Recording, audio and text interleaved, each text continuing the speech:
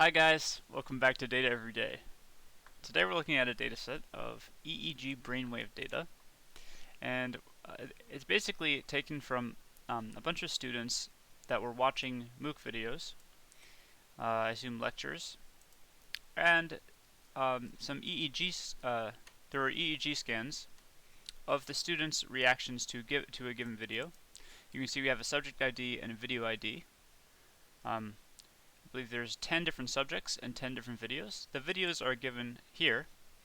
We're not actually going to be using the video data, but we're going to try to predict whether a student was confused or not during a given video. So I can't see the column names here, but let's just get into the notebook. So I have some imports we're going to be using today: NumPy and Pandas, just for working with the data.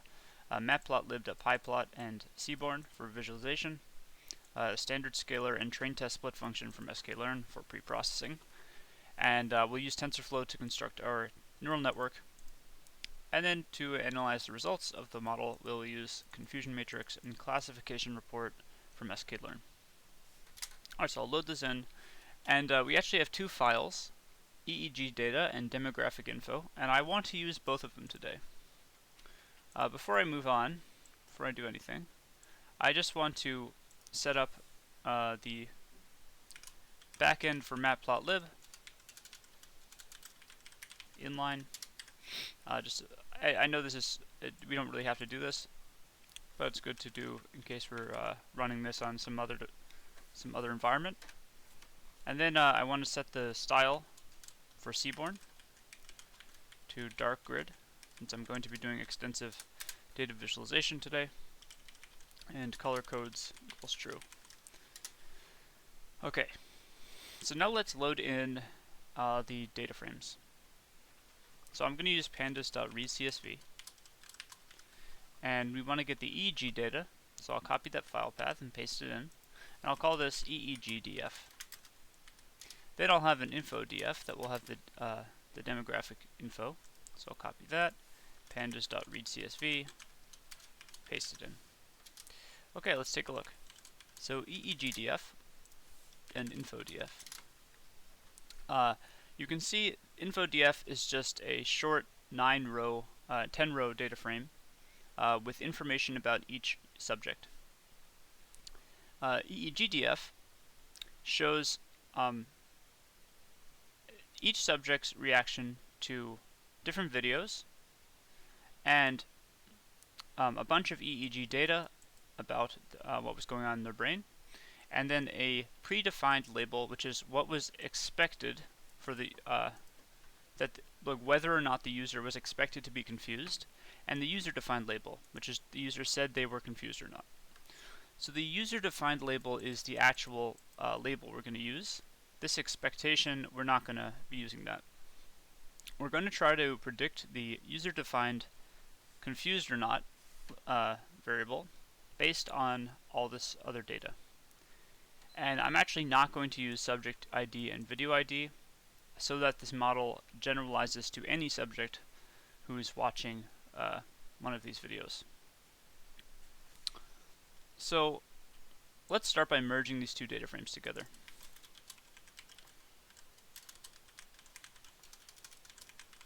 So we can do that using pandas dataframe.merge. Basically, we just need each of the data frames to share a column name. We have subject ID, which is what we're going to merge on. However, the style in which it has been written is different.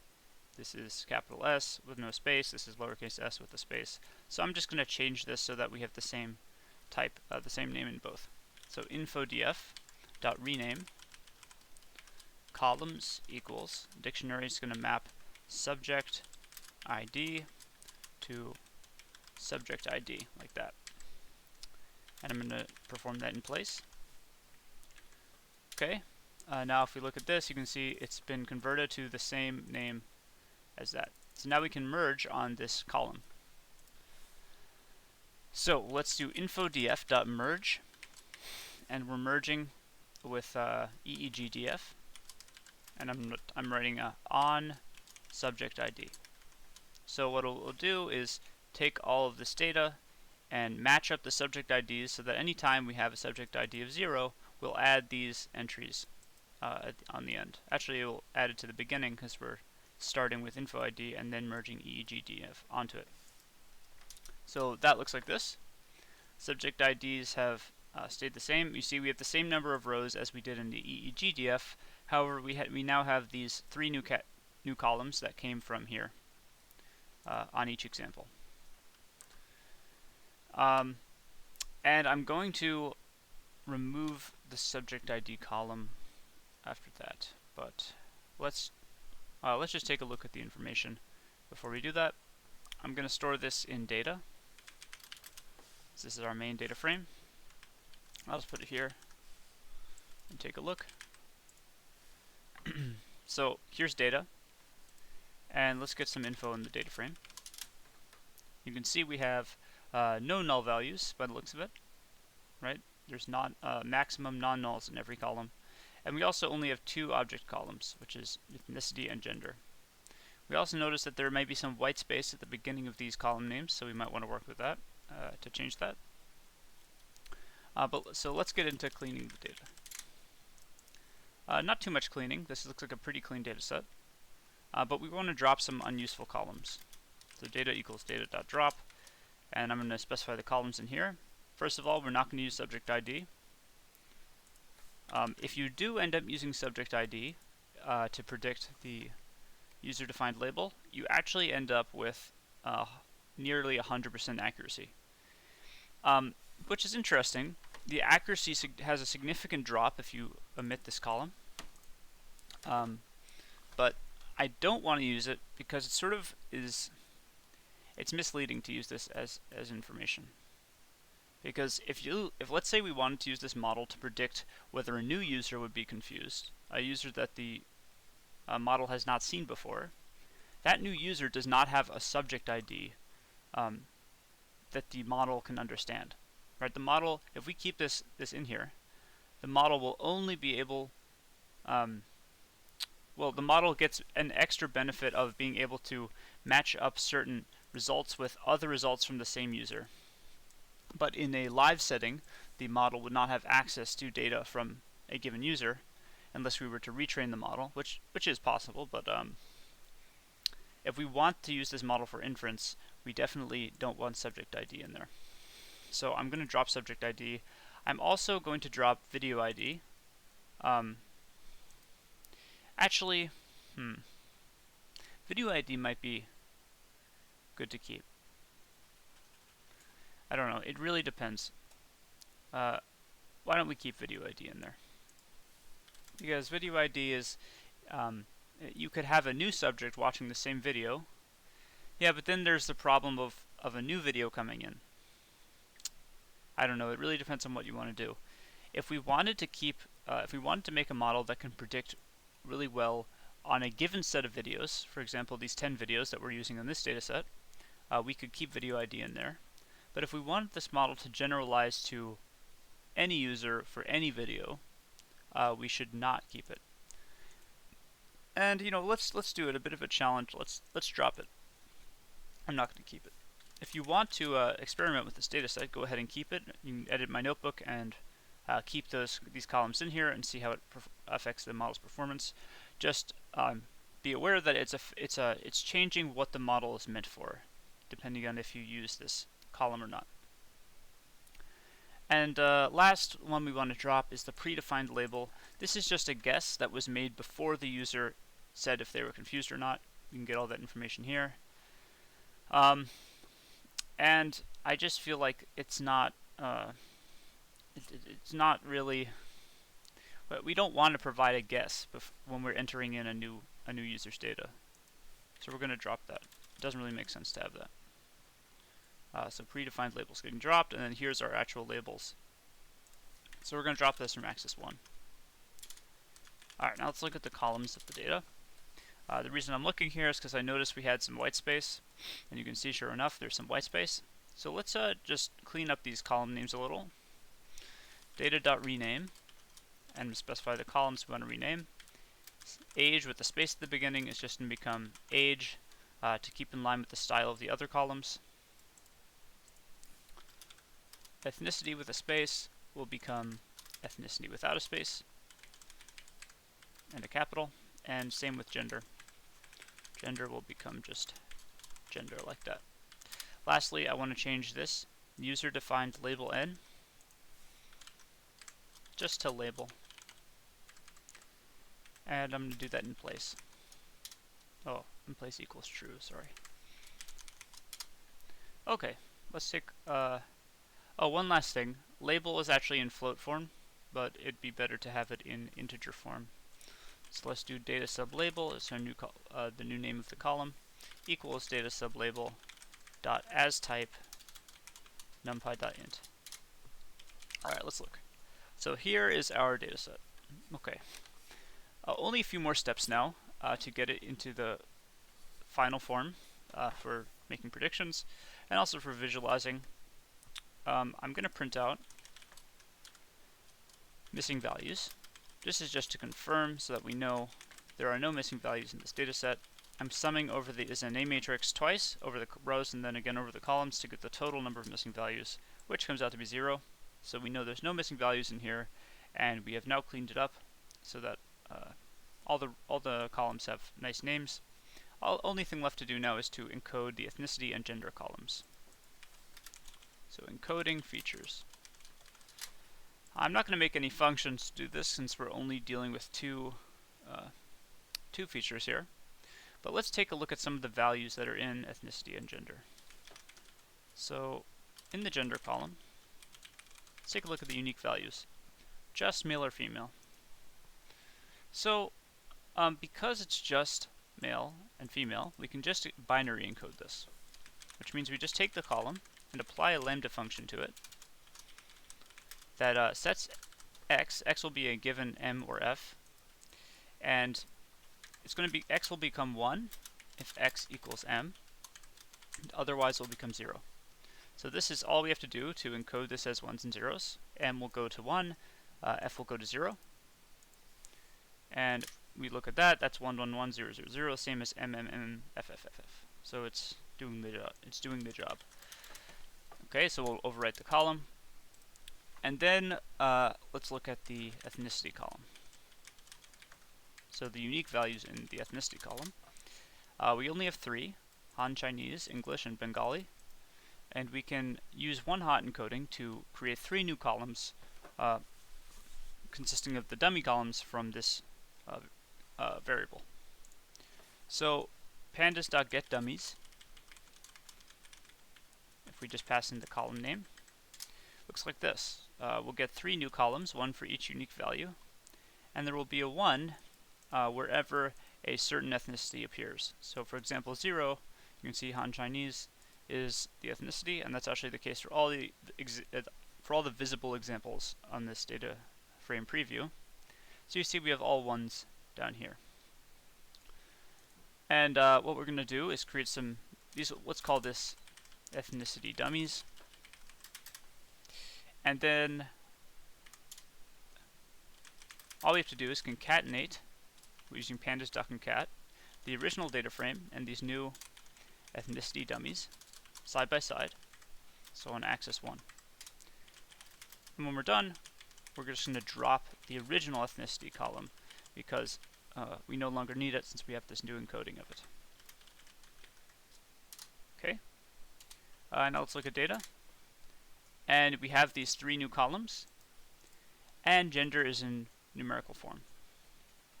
So why don't I print non-numeric columns, and I can get this if I do data.select dtypes. I can specify a data type and check all the columns in which we have such a data type, and you can see there's no data types with an object. There's no columns with an object data type. So I can get the number of them by getting the list of columns with such a data type and then taking the length of that. So I had 0 non-numeric columns remaining. So let's do some EDA now.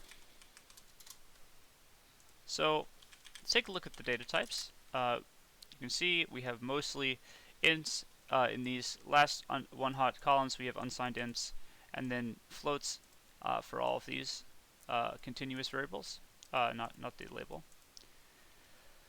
All right, so how should we do this? First, let's just get a list. Let's create features. Features will just be everything except our label. And I'm going to make a copy of it. And this is what we'll do most of our analysis on. I can also get num features if I want to use this later, which would be the length of the features.columns. And we can print out the number of features.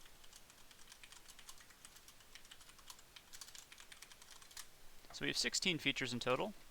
There are 17 original columns, and not counting the label column, we have 16. So features would look like this, right? Okay. Now let's split these into categorical and continuous. So we have some categorical features. This is just going to be a list of them. The categorical features are age, gender, Bengali, English, and Han Chinese. So I will just type those in. In fact, I already have them here in my other notebook, so I'll just paste them in. You can see we just want a list of them, and then the continuous features are all the other ones. So I'll paste that in as well. That's just going to be all the EEG data, all these float values in the middle. So the names of the columns. And then we can just print out the number for each. So print categorical features, length of categorical features, and we can do the same for continuous. So it'll just be continuous and continuous. Alright, so we have 5 categorical and 11 continuous, which adds up to 16. So let's do some univariate analysis. So looking at each column individually. For the continuous features, it's useful to look at box plots. Box plots give a great idea of the distribution, also showing if you have any outliers, and it shows the interquartile range, which in relation to the outliers, which makes it very easy to, without directly seeing a histogram or a kernel density estimation plot, it's a nice way, especially dealing with the outliers, to see how the data is distributed. So let's get features sub continuous features. So this will just be the subset of features that are continuous. And we can do .plot, which is a very nice Pandas function that just integrates with matplotlib, and I believe Seaborn as well. We can specify a kind of plot. In this case, it will be box. We're doing box plots. We can specify figure size. How about 15 by 15? Layout. The reason I'm doing layout is because we're going to do subplots. So why don't I put that here? Subplots equals true. So that's going to be one plot for each column. And the layout, since we have 11 continuous features, we could do a 3 by 4 layout. So tuple of 3 by 4. 3 by 4 is 12, so it will almost fill the entire grid. Okay. And then we can show. And here we go. So for each of the continuous features, we can see how the data is distributed. These dots, anything that is shown as a black dot, all of these, are values that lie outside of 1.5 times the interquartile range, the distance from the median.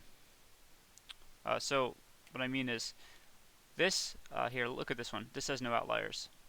Right here, here's the first quartile, here's the second quartile, or the median, and the third quartile. And then these values on either side are 1.5 times the length of a quartile subtracted from the median in both directions. And this is just a good idea of when an outlier will appear. So this is just an arbitrarily chosen value, but it happens to line up nicely for when to expect outliers. So all these black dots outside of this little line can be considered as outliers. Most of the data is concentrated here, and then we have a few out here. But because we don't see really far distances, in this case you can see this probably the most extreme example, maybe this one as well. There's this one little guy out here, so this would be a real outlier. But because we have them all lined up like this, and there's not too much distance between each one, I wouldn't really consider these outliers, more just being like a tail. So if we want to get a better sense of why we're seeing these kinds of outliers, we can get some histogram data. So histograms are good at seeing the distributions more clearly. So continuous features again, and we're going to plot again, this time with kind equals hist. I'm going to specify some number of bins for the histogram. 25 works well. We're going to specify figure size again, 15 by 12 this time, and subplots equals true.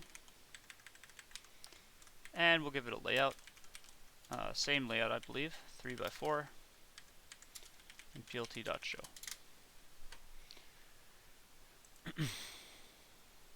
Alright, so here's the same variables, continuous variables, but we can see the distributions represented as histograms.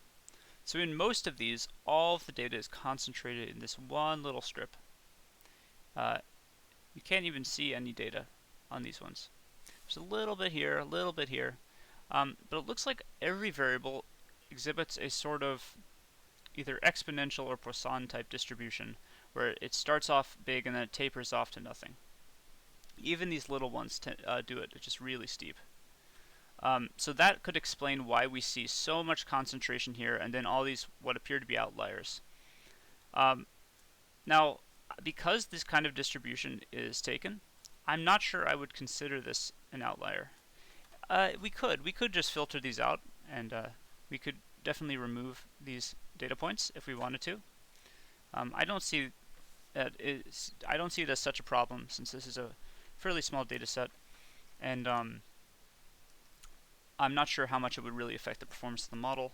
But if we saw we had like really severe outliers, I would remove them. Yeah, so let's look at the categorical features. So for categorical features, pie charts are very useful. It's a good way to get a sense of the distribution within each category. So let's create a new matplotlib figure. And I'm going to make a fig size of 20 by 5, so one long row, 20 by 5, should be equals. And then for each feature, in categorical features, and the reason I'm doing it this way is because we want to get a pie chart of the value counts of each column. So I want to calculate the value counts individually and then store them in a new subplot.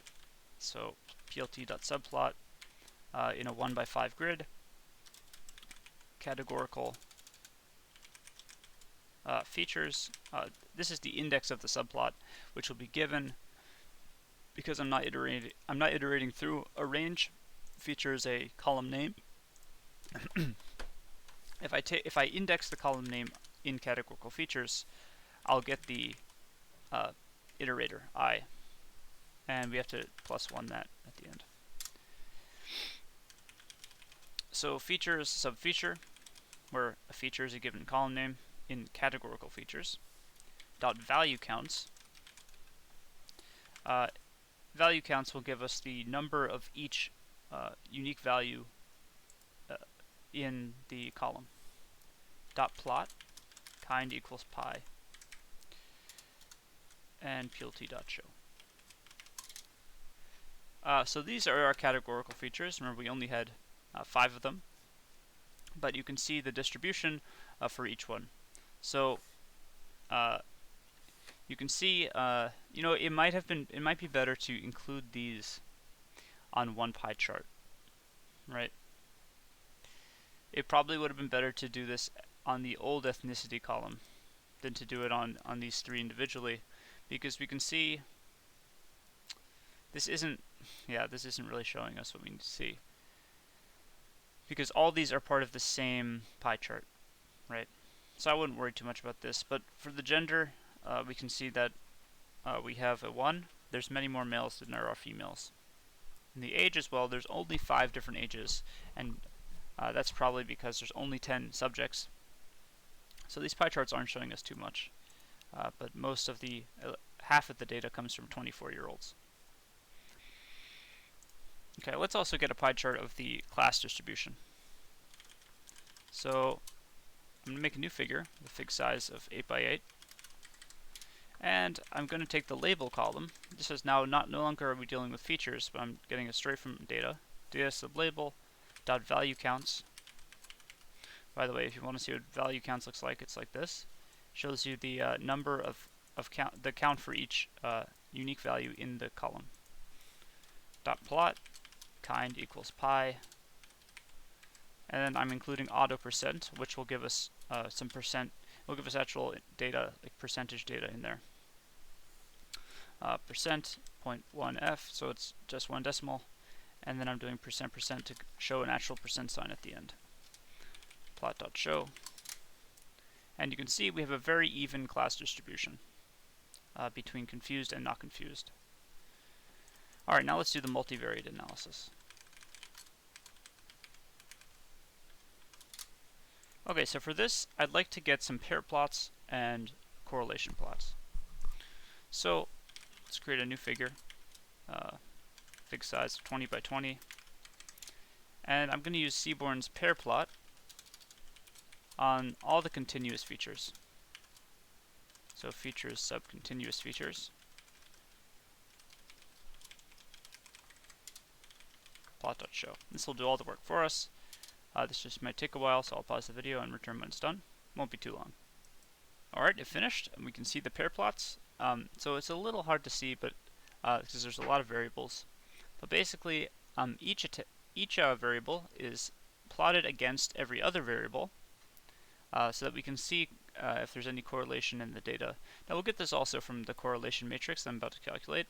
But we can see anytime we see a diagonal trend, whether that's a positive trend or a negative trend, like right here might be negative a little, here as well, that means there's some amount of correlation. And these look like probably the most correlated features right here. Beta 1 with gamma 1, beta 2 with gamma 1 looks pretty correlated. Gamma 1 with beta 2 looks, oh I just said that, because they're the same. But yeah, so it's just nice to look at this and try to gain a little more insight from the data. But I'd like to also generate the correlation matrix so that we can match that up with this. Also note that the histograms are generated in the case of plotting against itself. It just does a histogram plot, which is very useful. And it's a little interesting. You can see we're seeing what we saw before with the histograms, but these three, attention, mediation, I'm not sure if that's supposed to be meditation, and raw, have what looks like maybe more of a normal distribution than we saw before. Before it looked, right, it looks like it's a single bar, but there actually may be some data on either side, so it's like a normal distribution. That's what these look like, right? With maybe a little more around 0.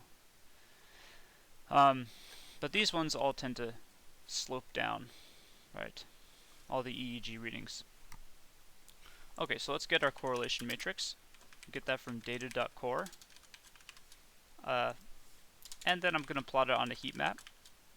So I'll make a new figure size 18 by 15, and then sns.heatmap, passing in core, turning on annotations, and then setting the minimum value to -1, so that we see the full range of color on the heat map. And then color map, I'll make it Mako, and that's it. I'm just going to plot it now, and we'll take a look. Now we can see the correlations and match it up to here. So we see there are some high-ish correlations. The highest correlation looks like between English and age. So if we look up at this, if we get, oh actually we don't have the categorical features here, so we can't see it on this plot. But let's look at that beta 2 and gamma 1. High positive correlation of 0.81, and that's the one I said over here. Right here, you can see there is quite a correlation between the two. As one goes up, the other does as well. And if we look for negative correlations, looks like the most negative correlations we have are between the categorical features. And these correlations aren't as important because there's only ones and zeros in each column. So, but you know, maybe it is telling us something. Let's see if we can find one slightly negative one. How about this one? Mediation and beta 2. Beta 2 coming to mediation. We can see a little bit of a negative trend there. Just a little. Interesting. Alright, so yeah, I feel like we got sort of a good sense of the data just by looking at these charts. So let's go on to make our predictions. So let's process the data a little further, splitting and scaling it so that it's ready to be fed into the model. So I'm now going to create an X and a Y. Y will be what we're trying to predict. So the label column, and I'll make a copy of it. And then X is going to be everything except the label column. So data.drop label axis equals 1.copy. Now I'm going to create a new scalar. This is a standard scalar object from sklearn, which I imported at the top. And our X will be scaled by the scalar. So scalar.fit transform X. So it will fit the scalar to the data and then transform X accordingly. Then we will split the X and Y into train and test sets. So we're going to use the train test split function from sklearn, which takes in all the data frames we want to split. Here it's X and Y, and then a train size of our training set, so 70%, and I'll include a random state as well so we can reproduce the results. And that's going to generate X train, X test, Y train, Y test. Alright, now let's train. So I'm just going to do a standard neural network for this. tf.keras,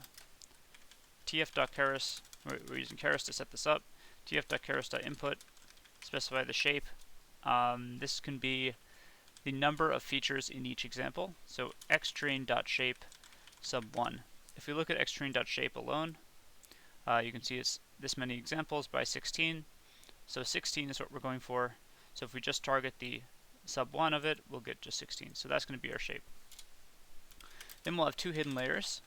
First, both of them will be dense layers with 64 activations and a ReLU activation function. I'll pass in inputs. And to the second one, I'll pass in X. And then our output layer will be another dense layer with one activation, which will be the probability value for whether or not a student is confused. And we'll have a sigmoid activation to give us a value between 0 and 1. Then model will be tf.keras.model. I'm passing in inputs and outputs here. And I'm going to compile the model using an atom optimizer, binary cross entropy loss, and for metrics, we can do accuracy and AUC. Nice to have them both, so we know if one class is being underperformed in. So metrics.auc, let's give it a name as well. And we know we don't actually have to use AUC here. It's not like crucial because, as we saw, the class distribution is very even. So it's okay to use accuracy, but it's nice to keep both metrics in as well. Okay, batch size. How about 32 epochs? We'll train for 50 epochs, and we'll use the reduce learning rate on plateau callback. So I'm going to store the fit history in history, and I'm going to train on the train set. X train, Y train. Validation split of 20%. Batch size equals batch size. Epochs equals epochs. And then I'll specify that callback function. So callbacks tf.keras.callbacks reduce LR on plateau. So when the model, when it notices the validation loss has stopped improving, it will reduce the learning rate, so to allow the model to converge more nicely. So let's train, and then let's take a look at the results. So let's plot the figure for the training over time. So fig size 16 by 10. I'm going to use plt.plot. This will give us line charts, and we'll specify an x and a y. The x is going to be range of epochs. So it's going to be a range for the number of epochs, in this case 50. So it will be 0 through 49 on the x. We just want each epoch on the x. And on the y, we'll get history.history sub loss. So this is a list of all the loss values over time. This thing. And we'll give it a label. This will be training loss. And let's copy that. And for the second thing we're plotting on top, we're going to get the validation loss this time, right here, val loss. This will be validation loss. Alright, now on the x label can be epoch. Y label will be loss. Then we'll include a title. Loss over time. And I'll show the legend. And let's show the plot. Alright, so as you can see, it had a bit of trouble converging, but eventually it looks like it did find a nice minimum. But you can see I don't know, it looks like the validation loss had sort of this floor that it was unable to pass. So let's take a look at the results.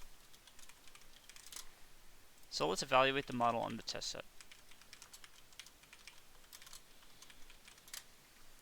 Alright, so we have an accuracy of about 67%, and I was not able to get something much better than this. You know, actually, let's try training with a few more neurons. Let's try 256 neurons each. I don't know what kind of effect this will have. Maybe it will improve our performance. But in the meantime, what we can also do is get a confusion matrix for the classification results. So first I need to create some true values. So this is the same as the test. I'm going to make a numpy array of yTest. These are the actual labels for our test set. And then yPred will be our predicted labels. And from this, we'll get this from model.predict. Oh yeah, it looks like it may have gone up a little. Almost 69% now. So maybe I'll keep bumping this up. Let's see if we give it even more neurons. I can always tweak it down if we need to. And I'll retrain it and evaluate and continue on this. So we're going to predict on the test set. This will be our y predictions. Right, so based on the x test, we'll get a yPred. However, I want this to take the same form as this. And if you look at what our model outputs, it's a single value between 0 and 1. So yPred, if we use model.predict, is just going to give us a bunch of probability values. So we wanted to see, well, I should note that this actually comes in a two-dimensional form, and the y-test is in a one-dimensional form, so we're going to use numpy.squeeze to squeeze that extra dimension out of it, and it will become one-dimensional. And then I want to take this yPred, and if any value is greater than 0.5, it will become true, and otherwise false. So this will create a logical array where each value is evaluated to be greater than or less than 0.5 and become true or false other than that, based on that. So then we can create a new numpy array based on these true-false values with basically casting the data type to integers. So instead of true and false, it will become ones and zeros. And this will give us a prediction vector that's very similar to our yTrue. Okay, after that, we can create a confusion matrix using confusion matrix from sklearn, pass in yTrue and yPred, and we'll create a new figure with a fig size, I think 4x4 here, small one, and then seaborn.heatmap, passing in the confusion matrix, turning on annotations. I'm also going to include a format so that we don't get it in scientific notation, and then vmin 0, so I want the color, minimum color to be 0 in a given category, and I'm turning off the color bar. Okay, so on the X label, Those will be our predicted values. Okay, it looks like it went down a little, so I'm going to keep this around 256.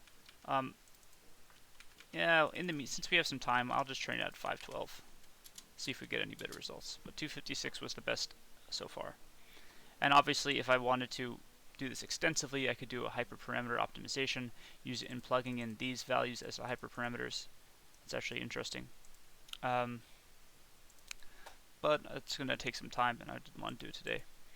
So on the X for the confusion matrix, we have predicted, and on the Y, we're going to have actual. And then our title will just be confusion matrix. Alright, let's show it. And has this finished? No, it hasn't. Yes, it did. And still not better. I mean, there is some element of randomness to this, so I'm not sure how much this will affect it. And yes, it looks like the loss is going down and then coming back up again. So you may say it's overfitting. But generally, with reduced learning rate on plateau, the results we get on the test set around this epoch are actually better and more stable than around here. You can see it's very jaggedy and rickety. So the model really, I feel like the model hasn't really learned until it gets to around here at this point. Right, so let's change this back to 256. Okay. So we'll generate those true and the ypred, and then we'll get the confusion matrix and plot it. After that, one last thing we can do is print out classification report that comes from sklearn as well. Pass in ytrue and ypred to get some extra statistics about the confusion matrix. And this looks like it's finishing up now. It's at epoch 47. And here we go. Looks like it's converged again. Yeah, and this is the best accuracy we've gotten so far. So here's our confusion matrix. And what's interesting is that it looks like the model is about very, very similar performance in both categories. It doesn't look like any one of the two categories, labels, is confusing the model more than the other. So here, these are our true negatives, right? So we predicted no confusion, and there was actually no confusion. Here are our false negatives, where we predicted no confusion, but it was actually confusion. Here are our false positives, where we predicted confusion, but there's actually no confusion. And over here are our true positives, where we predicted confusion, and there was actually confusion. It's funny that this is called a confusion matrix, and the labels are dealing with confusion. So, but yeah, if we look at the classification report, you can see there's very similar precision and recall within each category. So if you're not sure, precision is out of all the, for a given category, let's use 1 for example, this precision value, saying out of all of the examples that we predicted confusion for, where we predicted positive, this is the percentage of them that we got correct. So you can see that from here. These are our true positives versus our, this is our false positives. You can see that 70% of these values lie in the true positives. Whereas the recall says out of all the ones that were actually positive, so these ones, this is the number that we predicted correctly, percentage that we predicted correctly. So out of all these values, 67% of them lie in the true positives. So these are both very similar. So you can see, in fact, on both classes and for both metrics, it's very similar. F-score is just calculated based on precision and recall. So it's very interesting to see that they're very identical. The model had roughly equal performance within each class. So yeah, I mean, I think that concludes it for today. It's a full analysis. I hope you enjoyed the video. If you have any suggestions to the notebook, or you find something that makes the model perform better, please let me know in the comments below. One thing I did find is that if we include, I mentioned this earlier, if we include the subject ID column, we get 99% accuracy. So I feel like that's sort of cheating, especially because in a live setting we wouldn't have access to a subject ID information. So, but yeah, if you find something, let me know. If you like the video, make sure to subscribe and hit the bell for more content, and leave any comments you have in the section below. I'll see you guys tomorrow. Have a fantastic day.